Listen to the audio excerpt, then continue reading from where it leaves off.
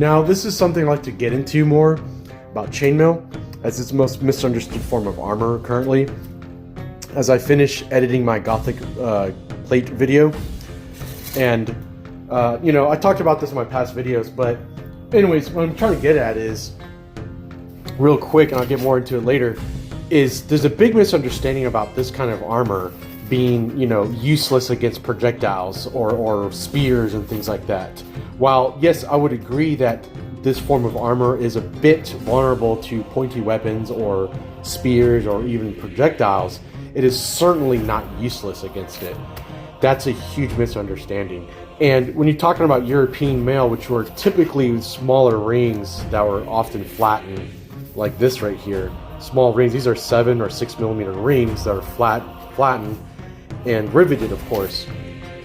They performed relatively similar to Lamellar armor in terms of protection, believe it or not. Now, it's not the same, but quite similar against the same threats they faced. And in the context of this, before 1400, you have plenty of sources, both friend and foe, talking about how their projectiles were virtually almost useless against this. Like, this was almost invincible against the projectiles of the time. Now, don't take my word for it. This is the Greeks Ellen talked about, or the Byzantines, actually, the Eastern Romans.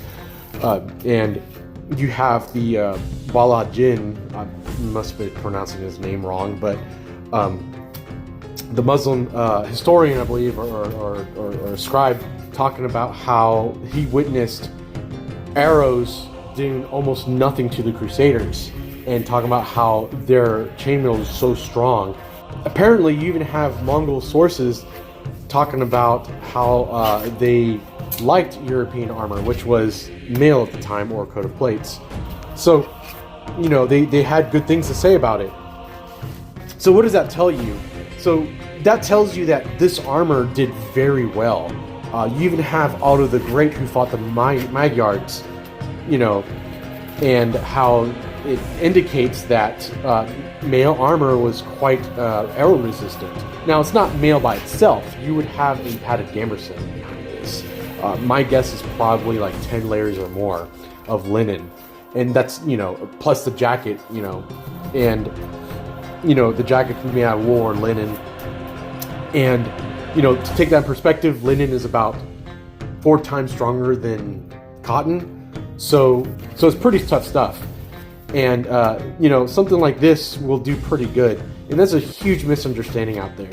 A lot of tests that they're showing of crossbows and things like that going through this armor is usually at like very close range. We're talking about 7 meters away, 12 meters away, or even 15 meters away.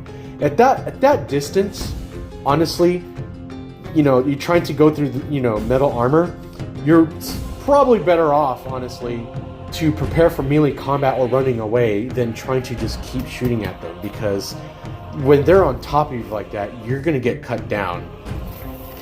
But anyways, I'll talk about this more later. It's something I want to touch on. Thanks for watching.